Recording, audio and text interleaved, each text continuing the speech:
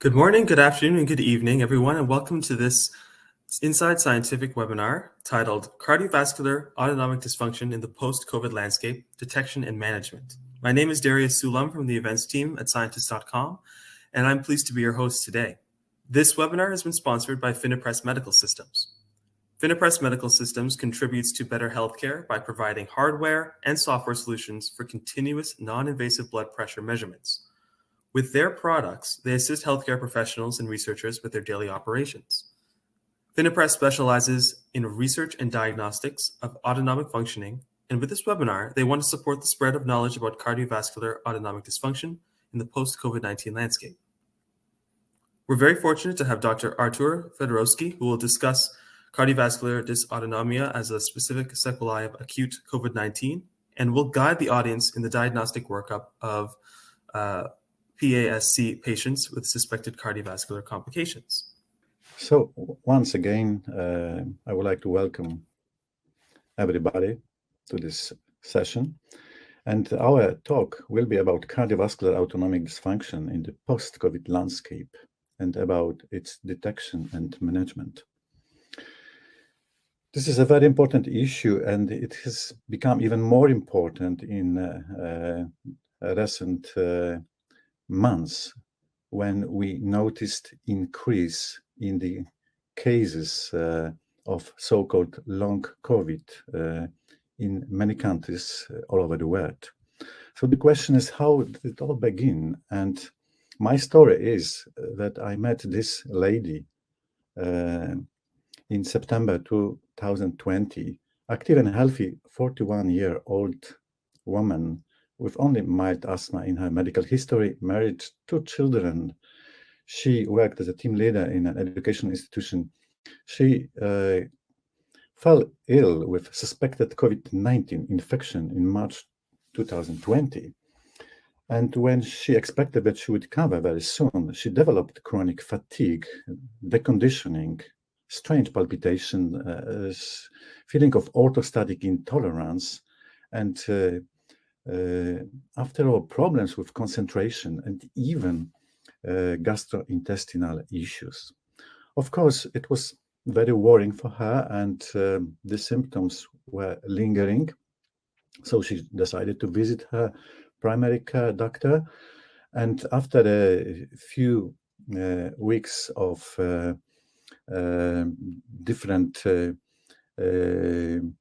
different considerations, the doctor, her physician, decided to perform in the end series of examinations. And you can see computer tomography of thorax and abdomen performed July 20, echocardiography, Holter ECG, spirometry with diffusion capacity. All of these very advanced tests were negative. They didn't show any abnormality, except for slightly elevated average heart rate on Holter ECG of 89 beats per minute. Cardiac MRI performed just after all these examinations was also normal. And this lady decided to do something about it because she was informed that maybe she suffered from a sort of post-infection burnt-out syndrome or depression.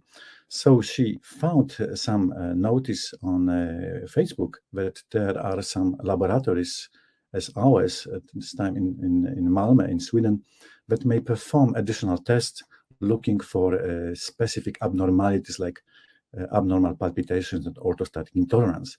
So she came to our lab, and actually it was me personally who performed all these tests.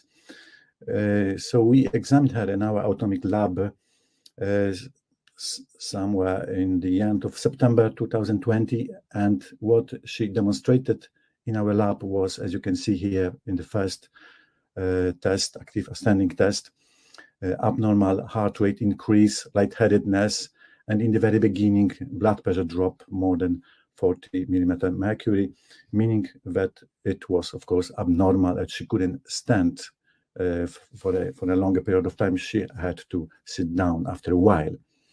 Then we moved on to Valsalva maneuver, And as you can see, there was an overshoot in the late phase of Valsalva maneuver, meaning that there was some abnormal adrenergic activation. Of course, the heart rate increased very steeply as well.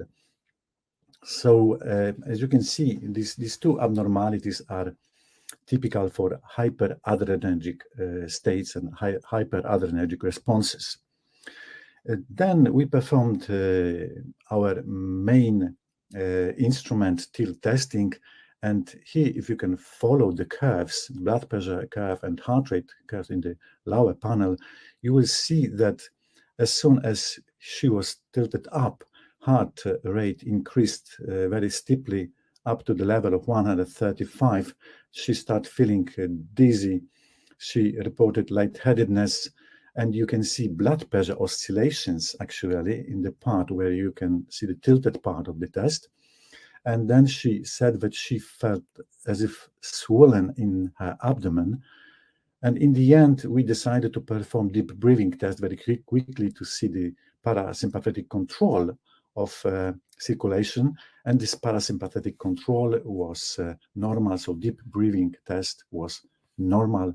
All symptoms resolved in the supine position after she was tilted down. Now, how would you interpret all these tests? Our interpretation was that we had to do with sinus tachycardia, which was typical for POTS on standing. Blood pressure fall was in turn typical for initial orthostatic hypotension during the active standing test. If you look at Valsalva, as I mentioned before, it was a typical hyperadrenergic response frequently seen in patients with POTS. Then in pathologic tilt testing spoke in favor of POTS diagnosis. And if you see the sinus tachycardia with maximal heart rate of 143, it means that the usual criteria for POTS are met, of course, and you can call it hyperadrenergic type. You were able to see these typical blood pressure oscillations as well.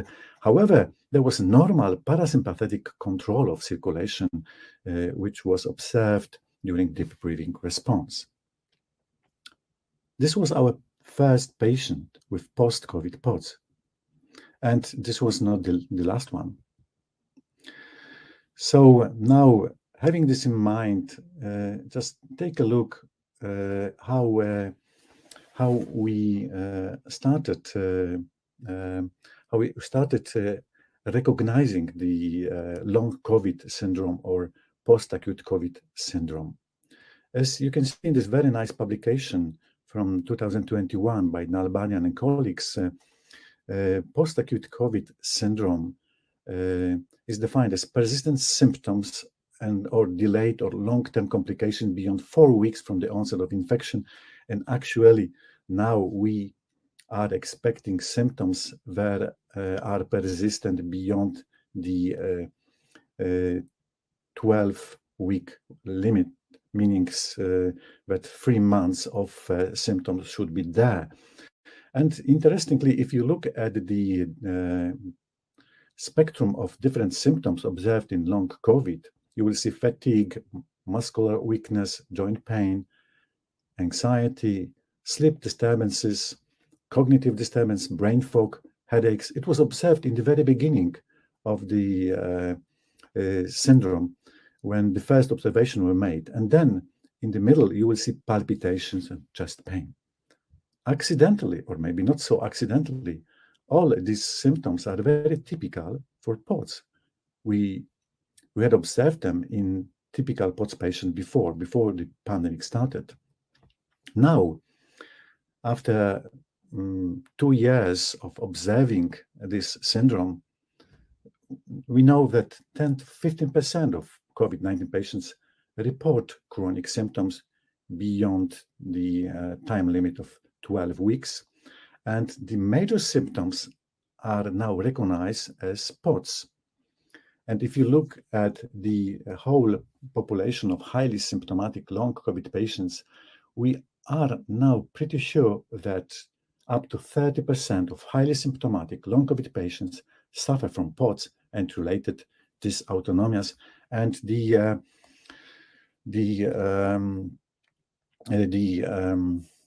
scientific evidence is still being collected and is amounting. So how big is the problem? We have actually quite recent data on it. In this survey, which was added to the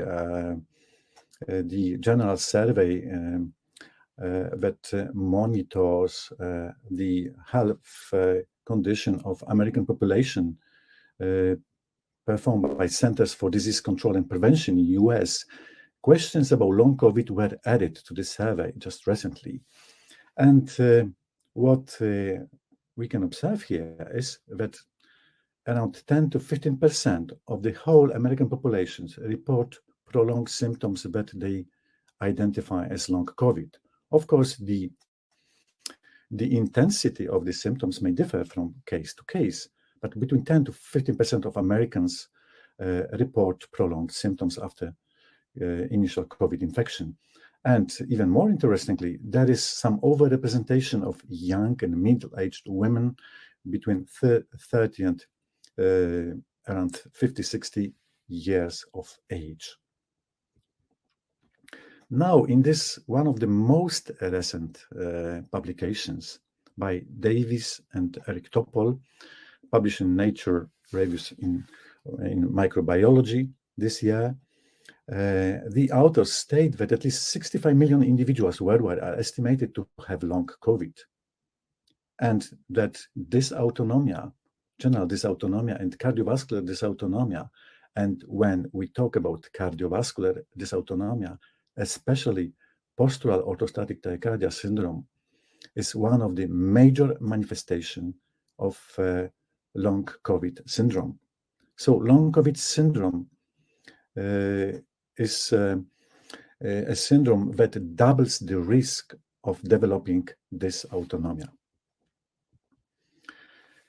In one of our recent publications, we tried to summarize what we do know today about typical post-acute COVID syndrome in relation to cardiovascular dysautonomia. As you can see here, we confirm that around 30% of all long COVID patients suffer from POTS or inappropriate sinus tachycardia or related dysautonomias. Global and local symptoms usually coexist, they overlap. And there is a wide spectrum of different symptoms that can make even a very experienced physician become very confused about the presentation of the patient. As you can see on the left-hand side, there are local presentations, local dysfunctions that we relate to microvascular dysfunction. Migraine, headache, cognitive impairment, chest pain in the thorax, venous pulling in the abdomen and in the thighs, heat or cold intolerance, Raynaud-like symptoms. All this is probably due to small vessel dysfunction, microvascular dysfunction. Whereas in the same time, the patient may suffer from global autonomic dysfunction, feeling fatigue, exercise intolerance, abnormal tachycardia, which is identical with postural orthostatic tachycardia syndrome, or inappropriate sinus tachycardia, or abnormal exercise-induced heart rate increase. And in the end, even blood pressure instability, postprandial hypotension, and orthostatic both hypotension or hypertension. I will come back to these issues a little bit later. In one of the recent publications from a very experienced group from Calgary, Professor Satyashraj group, in this publication, these authors could observe that up to 30% of highly symptomatic long COVID patients met the hemodynamic criteria of postural orthostatic tachycardia syndrome, including, of course, orthostatic intolerance. So principally, these were patients with POTS. However, even more patients were diagnosed with initial orthostatic hypotension, which we observed in our first case that we presented in the very beginning of this talk. So now, what is interesting here is that the Canadian group used a very limited battery of tests, actually. What they performed was active standing test, deep breathing test, Valsalva maneuver, and quantitative pseudomotor axon reflex testing for peripheral denervation, which was not so well reported in this paper. But what was lacking was the regular tilt testing, Holter ECG, and 24-hour ambulatory blood pressure monitoring. So we may guess that some of these patients were actually underdiagnosed because these tests were not performed. And to put it into the right perspective and to let you know about our personal experience in Stockholm at Karolinska Institute at Karolinska University Hospital, we have collected data on 365 initially mildly sick COVID patients that developed long COVID or post-acute COVID syndrome. What is interesting here is that 170 among these patients were diagnosed with POTS, which gives you a very well-known number, around 30%, 32% actually, using active standing test or tilt testing in the cases which were disputable. So these numbers seem to agree across a wide spectrum of different population and different testing methodologies. What is even more important in this observation, this study has not been yet published, is that patients with long COVID, with PACS and POTS are more affected. They are we can say that they are sicker than the usual PACS or long COVID patient. They presented with shorter walking distance in the 6-minute walk test, meaning that they couldn't walk as vividly as the usual regular PACS patient. And the difference was almost 100 meters. This is a lot. Then if we look at self-assessed quality of life, the difference was 10 points, and this is also quite significant.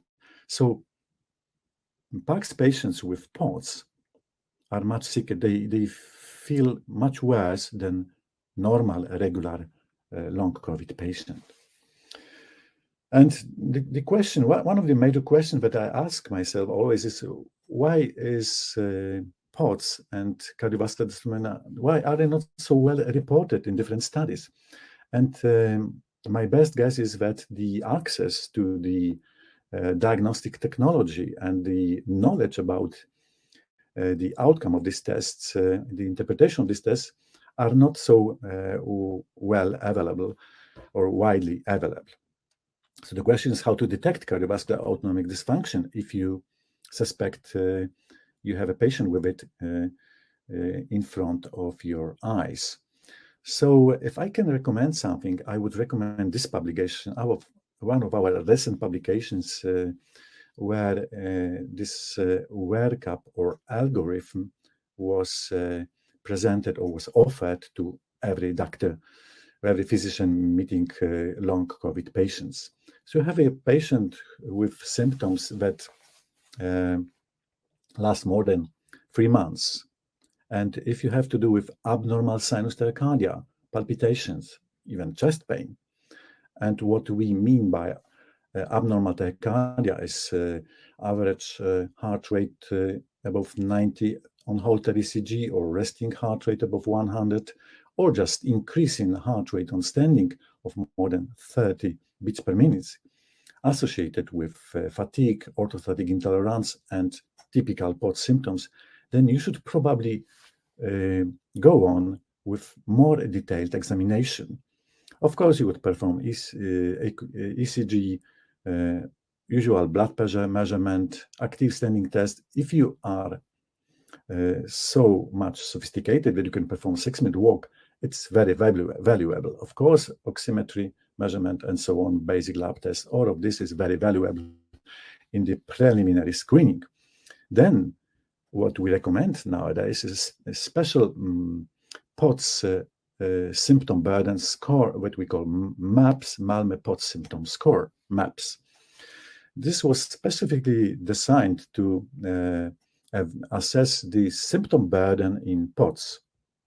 It was not available before, and if you look at the usual very wide spectrum of different symptoms that typical POTS patients present with, you will find both cardiovascular symptoms like palpitation, lightheadedness, chest discomfort, exercise intolerance, neuromuscular ones, brain fog, headache, sleep disturbance, gastrointestinal problems like nausea, constipation, chronic fatigue feeling, and even dysuria or pain in different locations in your body. So multiple symptoms associated as the main point with orthostatic intolerance and typical postural tachycardia.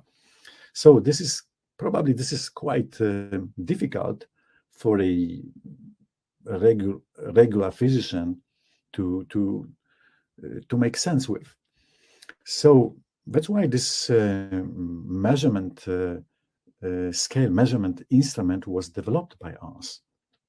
And as you can see, this specific scale catches the essence of POTS with 12 major domains. Of these, 5 are cardiovascular, 7 are extra cardiovascular, non-cardiovascular. But what is very important, if you compare POTS patients with controls, healthy controls, not having any symptoms, or having almost no symptoms, although not always visible, when the patients report their symptom, the symptom burden is significant, often debilitating. The difference is quite striking. On this scale, you see the average POTS patient will score around 70, 80, whereas the healthy person would report symptoms on the level of 10, 14. And what is even more important, cardiovascular and non-cardiovascular symptoms may be equally distributed across all the domains. And healthy controls differ from POTS patients in every symptom category.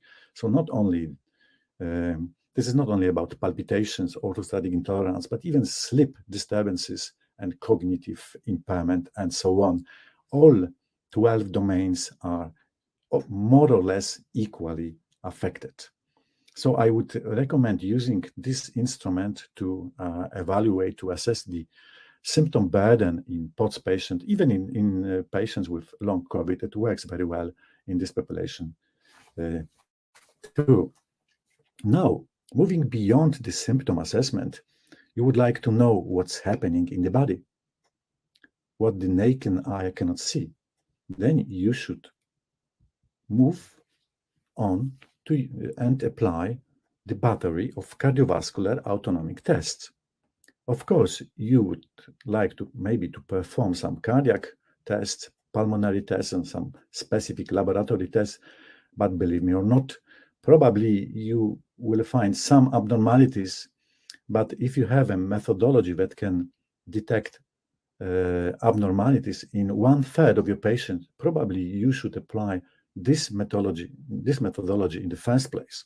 So cardiovascular autonomic testing, active standing, Valsalva, debriefing, tilt testing, of course, and prolonged ECG and blood pressure monitoring are the cornerstone of autonomic pathway.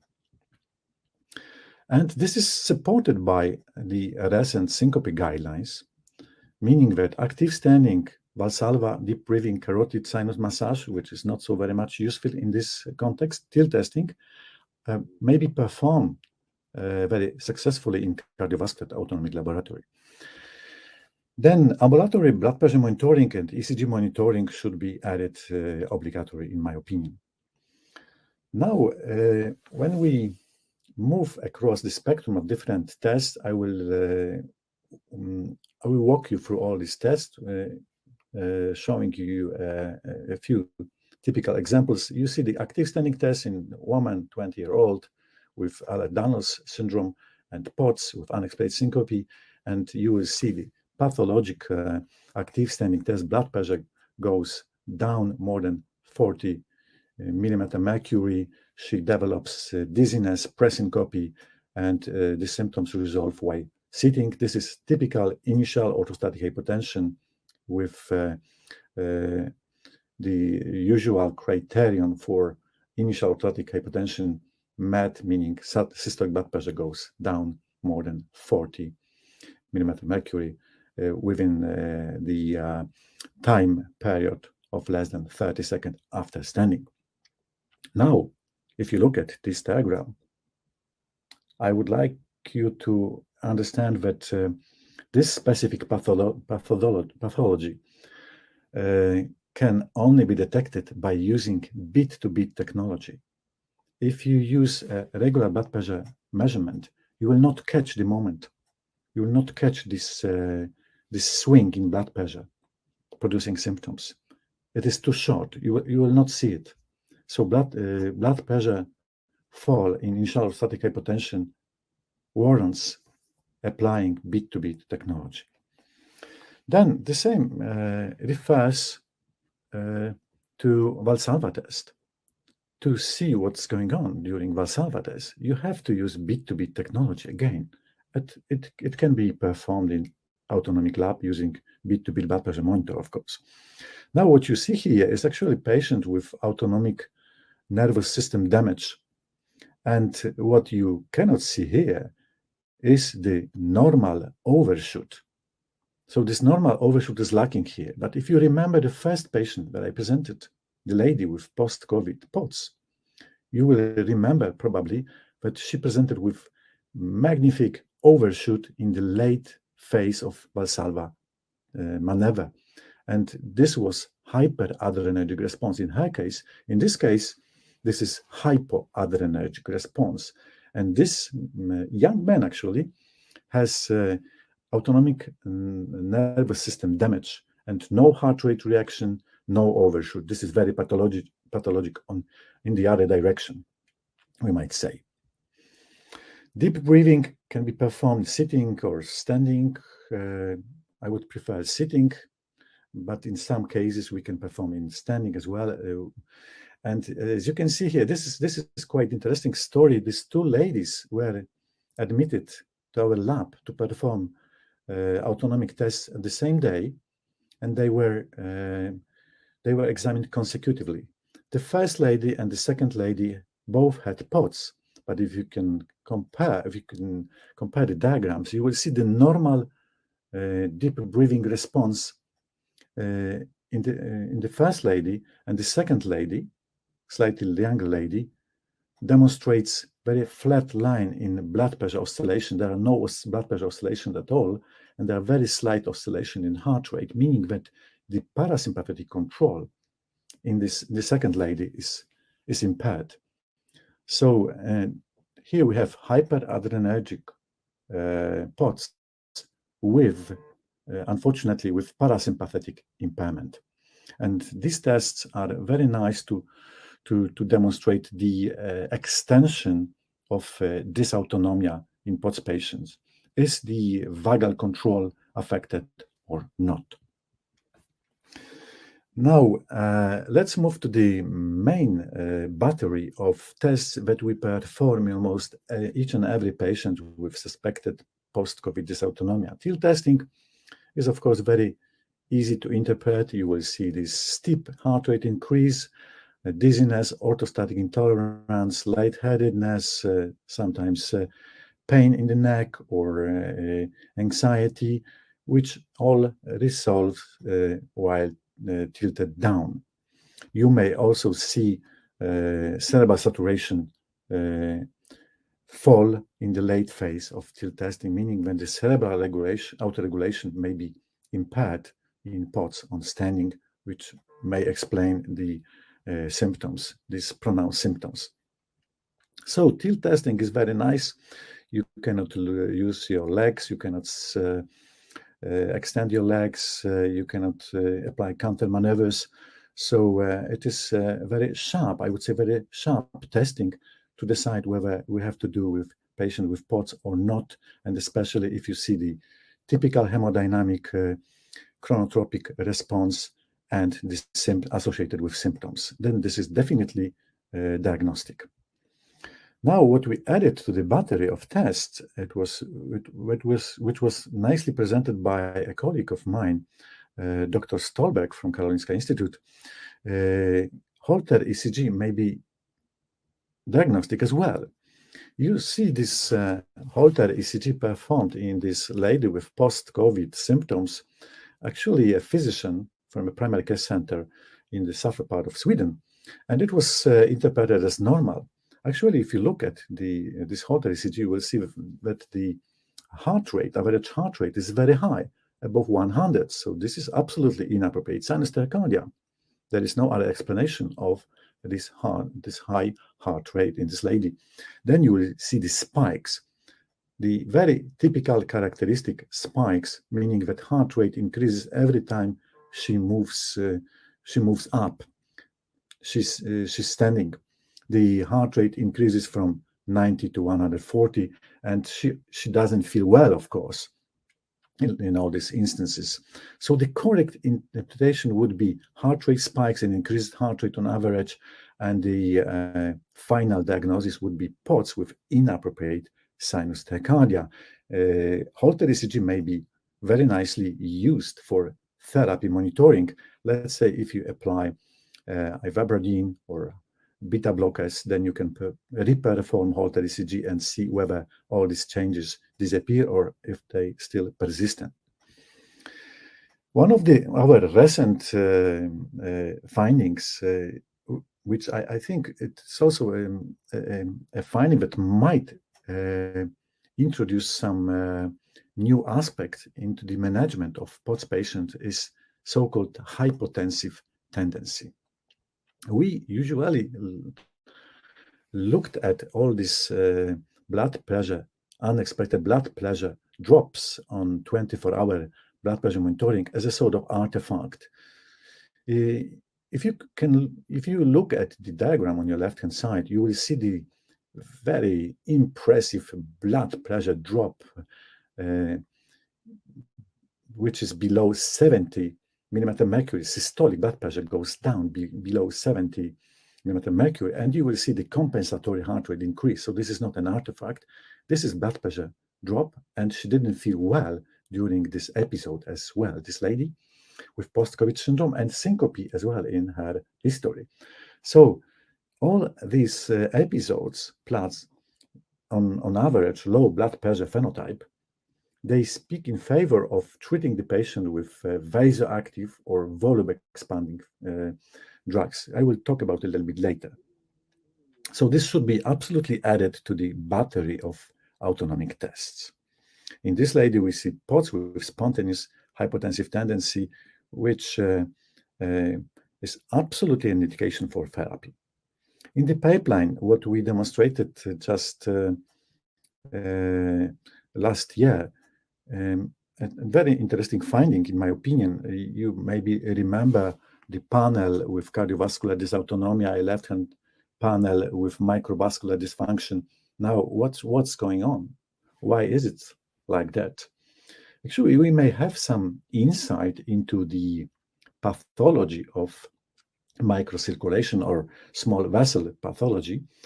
And actually, in this test on your left-hand side, in groups with PASC, with long COVID and POTS, you will see that the post-occlusion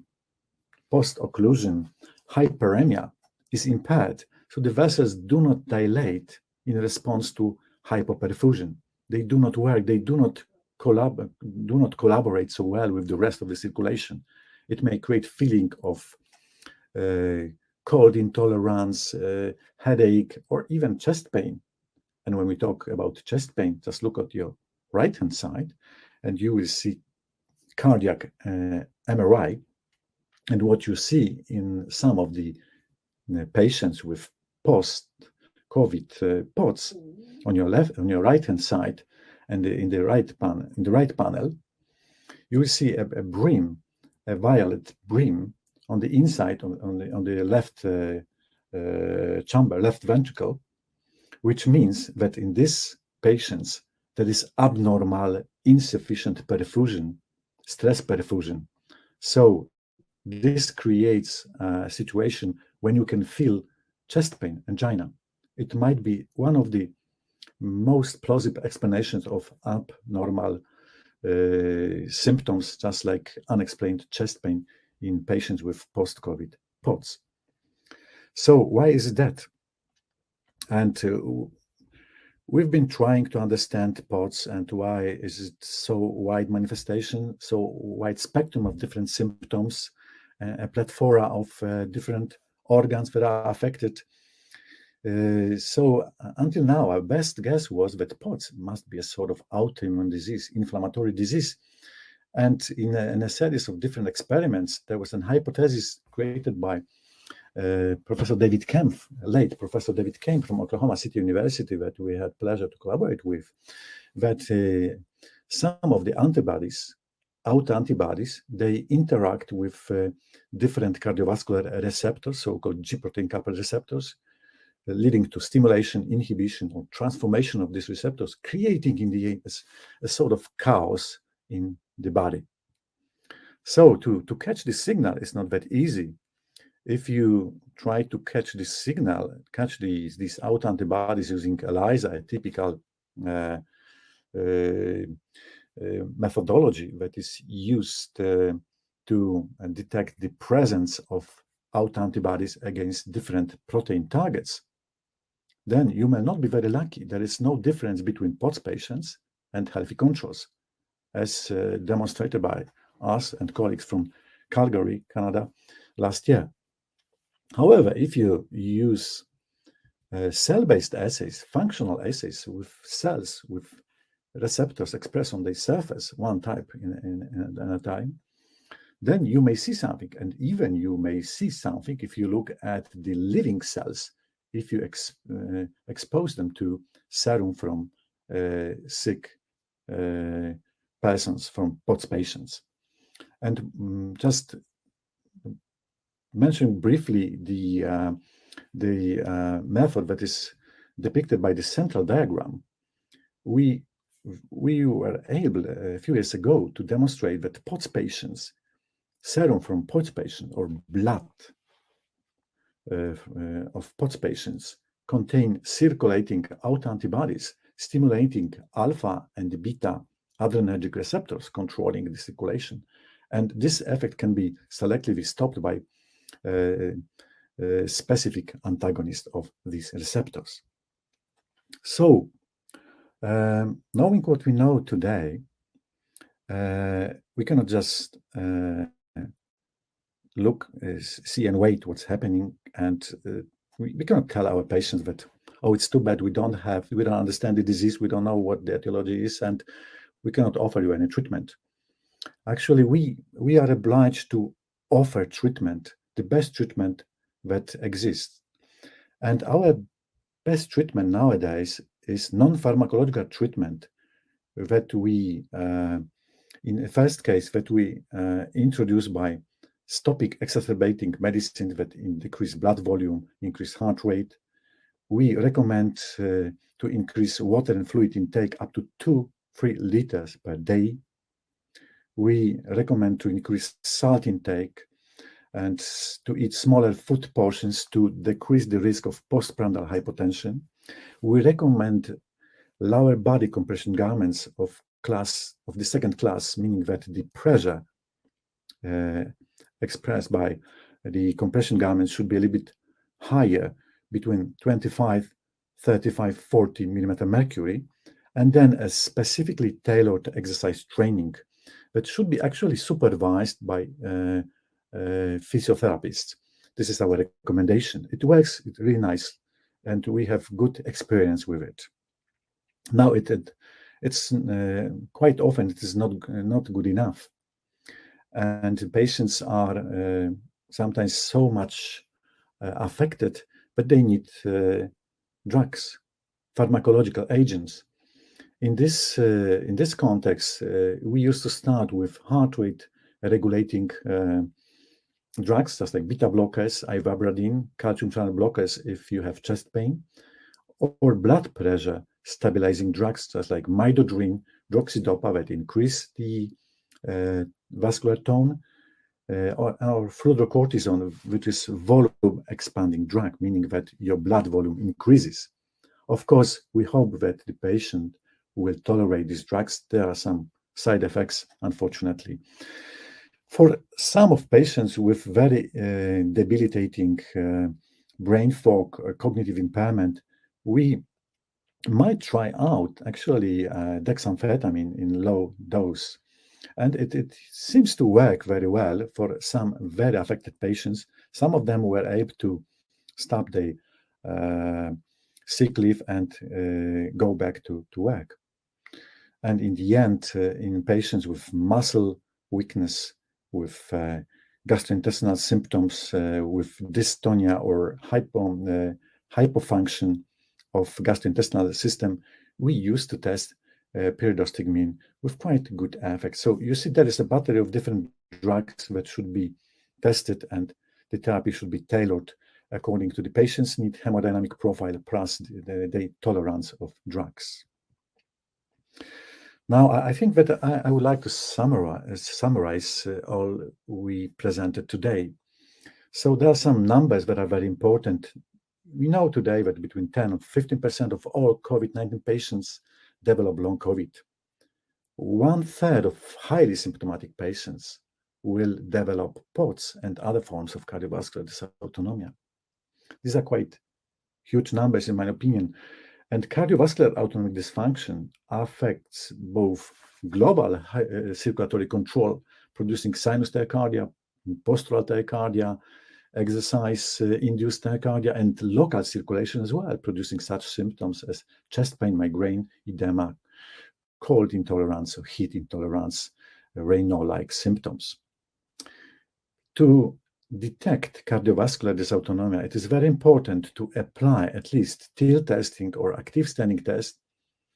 Probably the best way is to use beat-to-beat technology, not to miss anything, and then to add prolonged ECG monitoring for abnormal sinus tachycardia and 24-hour blood pressure monitoring for abnormal blood pressure control or hypotensive tendency. Additional tests are very helpful to see how much affected the patient is. Probably they are good for monitoring, but they are not necessary to decide which therapy we should start. Non-pharmacological measures, just like fluids, salt, tailored training, lifestyle changes, of course, understanding of the disease, trigger avoidance, compression garments, counter-pressure maneuvers are all very, very helpful. And adding heart rate regulating plus blood pressure stabilizing drugs may change the life of these patients and is the cornerstone of therapy. Unfortunately, casual therapy is not available now and is still waiting around the corner. Saying that, I would like to thank you for your attention, and I will be really happy to answer a few questions if you have any. Thank you very much again. Hi, Artur. Hi. Hi, Darius. Thanks again for your presentation. So we're going to jump into the Q&A here if you're ready. So the first question comes from Elena. She asks, how do you deal with the blood pressure fall at the beginning? As per definition, there should not be a fall that's higher than 20/10. Oh, this is a very good question. First, you will not see this blood pressure fall unless you are applying beat-to-beat monitor. So if you see the initial blood pressure fall during active standing tests, I guess this is what the author of this question has in his or her mind. So if you see this initial blood pressure fall, it might be the sign of autonomic dysfunction as well. We used to call it initial orthostatic hypotension, as you may have seen in the study by Satish Raj group from Calgary. There were 70% of post-COVID patients who were diagnosed with this issue. So this is quite common among post-COVID patients. However, I understand the meaning of the question or the idea behind this question. So if you see the temporary blood pressure fall, even if it goes down to 40 minus 40 millimeter mercury, it doesn't affect the POTS diagnosis, because we used to look at the later part of orthostatic challenge after 1 minute, after the circulatory response has stabilized. So this is from 1 minute to 10 minutes that we used to look to diagnose POTS. Fantastic. Another question from Elena. How do you define exercise intolerance? How do you differentiate from post-exertional malaise? Um, Again, exercise tolerance is any exercise that produces fatigue or delayed recovery or absence of recovery at all.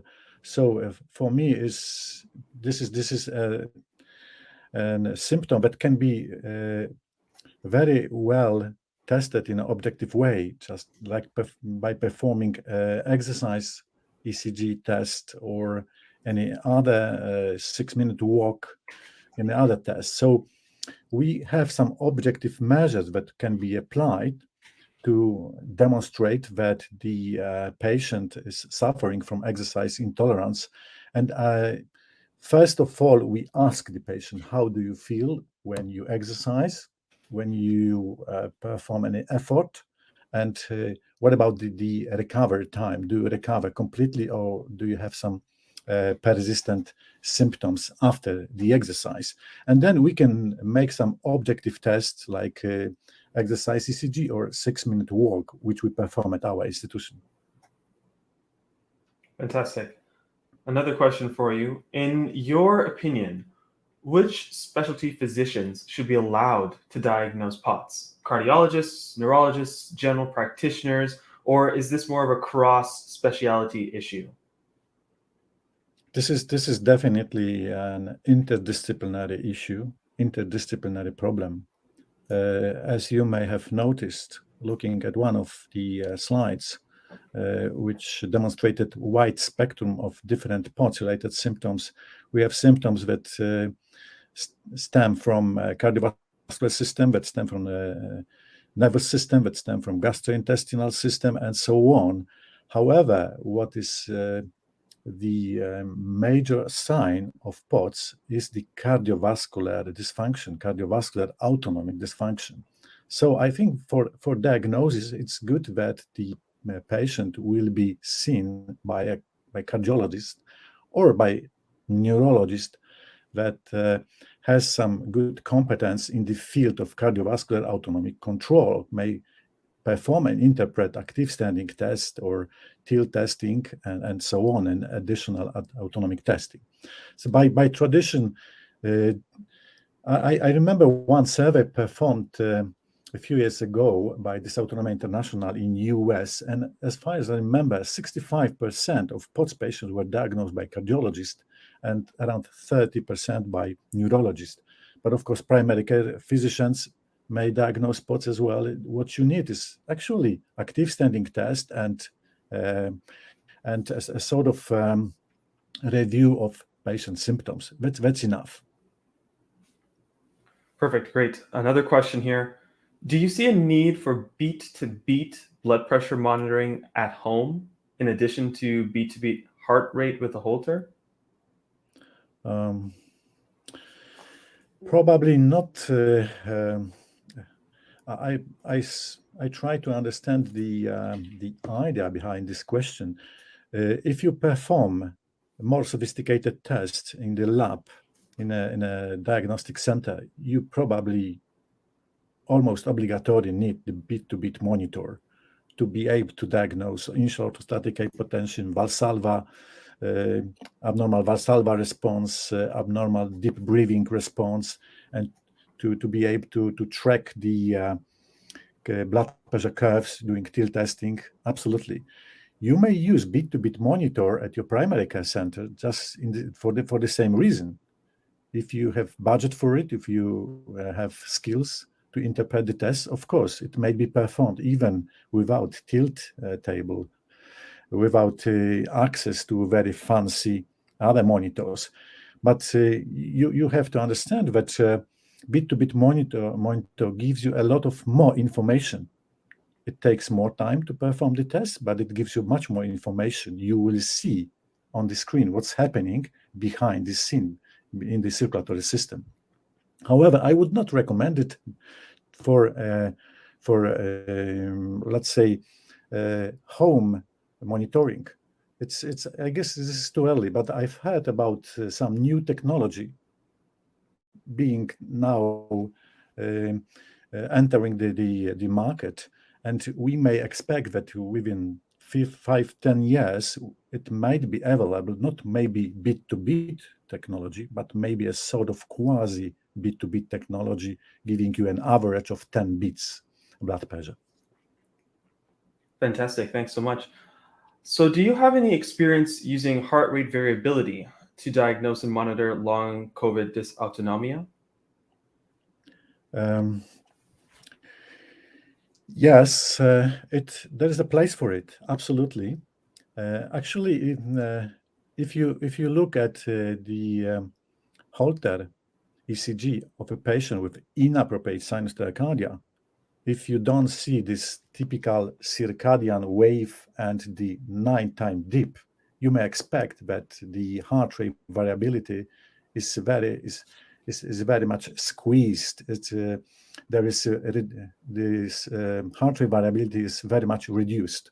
So there are signs on Holter ECG that you can guess the heart rate variability is impaired, of course. But what we are looking for are the diagnostic signs that we can use to diagnose the patients. So we are looking for the average heart rate in the first place, and heart rate spikes. Then you can look if your device provides this calculation. You can look at heart rate variability, and if you see that heart rate variability is very much reduced, it means that the patient is really in trouble. And probably treating this patient with heart rate regulating drugs, beta blockers, and ivabradine might help a lot. Here's another question related to heart rate variability.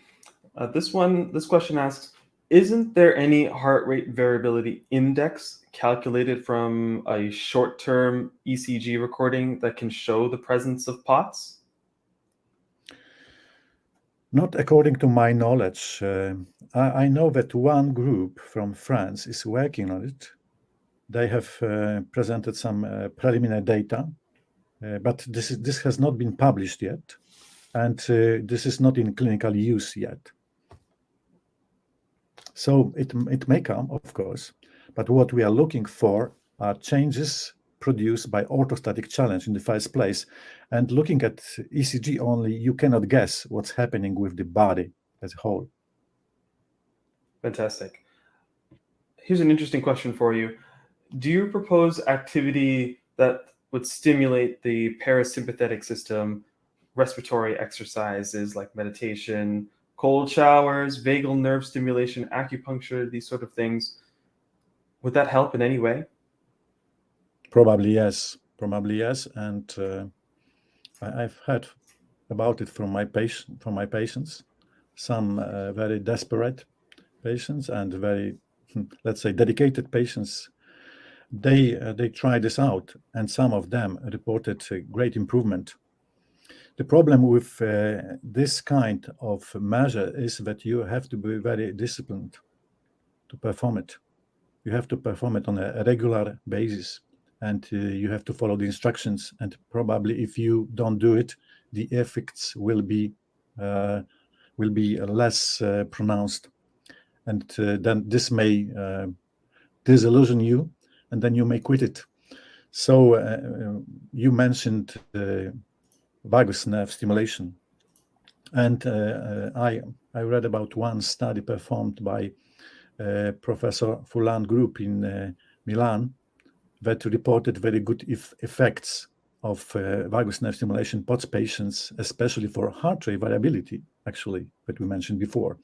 So there are some studies ongoing, and if these devices could be more user-friendly, and probably we will be there to catch them and to use them.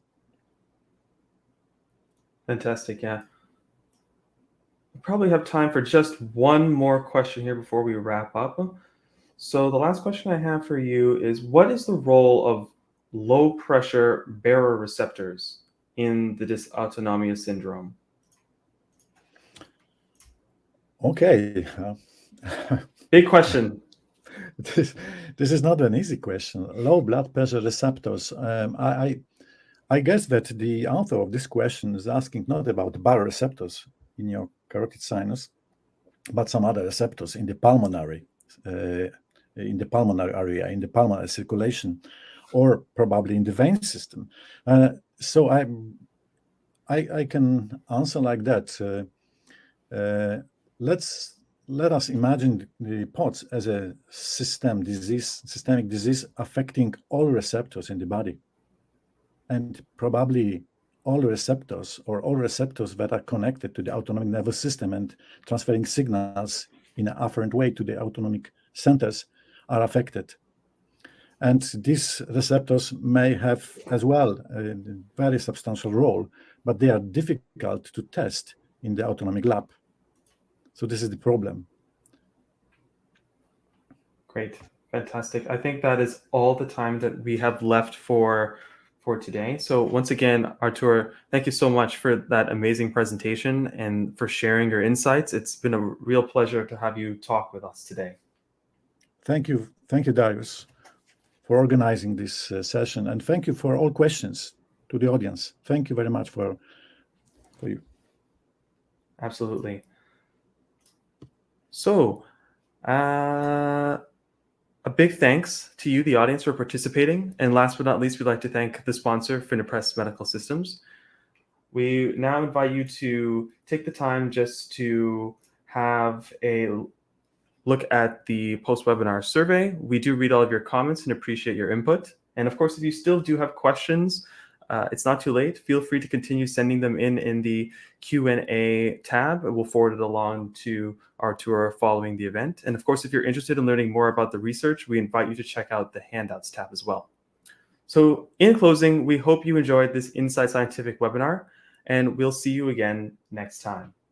Have a great day.